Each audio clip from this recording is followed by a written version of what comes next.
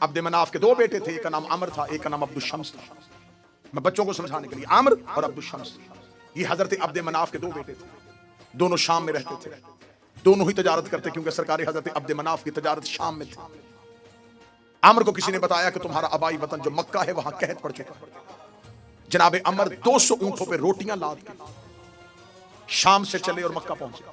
मक्का के 200 ऊंट अल्लाह की राह में ज़िबा किए, उसके शोरबे के अंदर रोटियां भगोई, 3 महीने मक्के वालों को खिलाई। और वो जो शोरबे में भगोई रोटी होती थी उसे अरबी में हश्म कहते थे। इतना खिलाया कि मशहूर हो गए हाशम, इतना खाना खिलाया कि मशहूर हो गए। जब हजरत आमर ने मक्का में खाना खिलाना शुरू कर दिया तो अब अब्दुल शम्स कहाँ रह रहे थे? तो जो मेरी तरफ, शाम में। अब्दुल शम्स शाम में थे, आमर कहाँ आ गए? मक्का में। खाना खिलाना शुरू कर दिया। अब मक्का के लोगों ने जनाब हाशम को जाने नहीं दिया।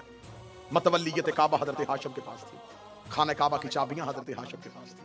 हर साल हज करने वालों के आने का इंतजाम अकेले हजरत हाशम का। पूरे मक्का और हजाज में हजरत हाशम की सखावत मशहूर हो गई। सरकार हजरत अब्दुल शम्स का शाम में इंतकाल हो गया। अब्दुल शम्स के घर में एक कनीज रहती थी, वो कनीज एक बच्चे को अपने साथ लेके आई थी। अब्दुल शम्स के मरने के बाद उस बच्चे ने दावा कर दिया कि मैं अब्दुल शम्स का बेटा हूं, जबकि वो कनीज जो काम करने के लिए अब्दुल शम्स के घर में रहती थी उसका बेटा था। उसका नाम था उमैया। जब इसे खबर हो गई कि जो मेरा चचा जिसका नाम आमिर था वो मक्का में जाकर रईस है और मक्का की सरदारी उसके पास है, इसने मक्का में आकर दावा किया कि मैं अब्दुल शम्स का बेटा हूं।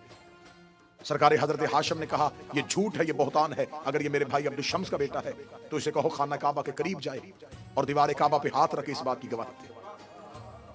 जब ये दीवार काबा के करीब जाना शुरू हुआ तो मक्का के लोगों ने इसकी शक्ल को एक जानवर की शक्ल में देखना शुरू किया। लोगों ने मक्का से इसको निकाल दिया और ये दोबारा शाम पहुंच गया। उमैया को फिर उसके आगे एक बेटा हुआ, उसका नाम हर्ब, और हर्ब को एक बेटा हुआ जिसका नाम था अबू सुफियान। खानदाने बनु हाशिम के साथ कोई ताल्लुक नहीं, खानदाने रसूल के साथ कोई ताल्लुक नहीं।